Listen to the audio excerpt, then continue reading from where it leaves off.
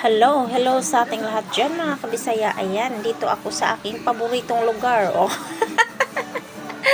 Paboritong lugar ang kusina. Ayan, dahil ako'y gumagawa na naman ng pagkain.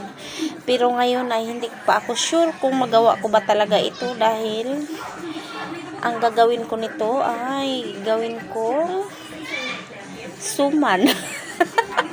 Suman na yellow corn daw mga kabisaya.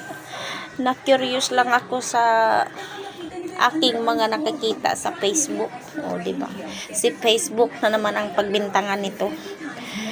Eh, sabi ko, masarap siguro yan na maggawa ng suman na yellow corn.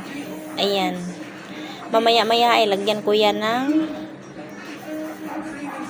buko para may flavor din. Siyempre, ang ating pinangsabaw niyan ay niyog.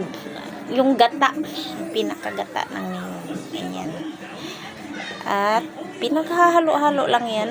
Sa mahinang apoy lang din ito lulutuin, mga kabisaya. At mamaya-maya, tingnan ang resulta kung magiging perfect ba. Okay, first time kong gawin ito. Kaya kinuntian ko lang para hindi naman ganun kasayang kung mapalpak. Sabi ng aking asawa ay baka na mapalpak kasi nga hindi pa ako nakatry ng ganito, magawa ng ganito. Ayan. Mamaya-maya ay babalutin pa iyan. Siyempre, suman. Pag medyo umuki na yung kanyang forma siguro, bahala na, basta maghalo lang ako ng maghalo dito hanggang sa pwede nang balutin. Yan. In order ko pala ito sa online mga kabisaya kasi ang aking bibig ay parang naglilihi. Pagbintangan, o diba? Gusto lang talagang matry din yung ibang mga ano. Ayan. At hanggang dito na lang dahil ang aking braso ay ngalay na. Ayan. Mamaya ulit pag ako'y nagbabalot. Yan lang po. Thank you.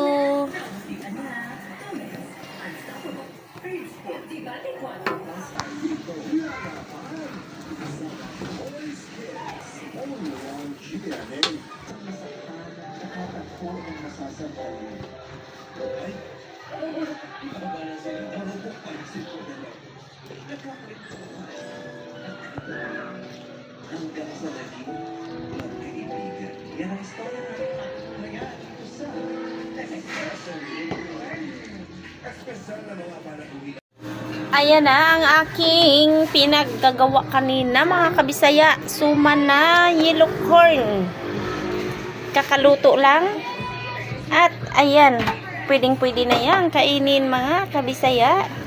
Sana ay maging masarap talaga ito.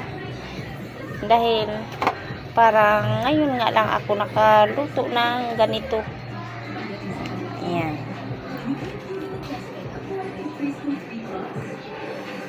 Ayan, masarap siguro ito ipari sa kape. O, diba? Ininter na naman yung kape. Dahil kape is life. Suman. Yan, luto na ang ating suman. Ang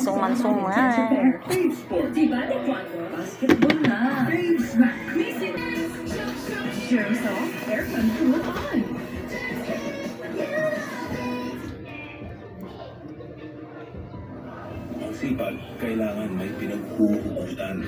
Topico Black 3-in-1. Buhay! Topico Black 3-in-1. Ang kape para buhay ang loob ko. Superboy is here!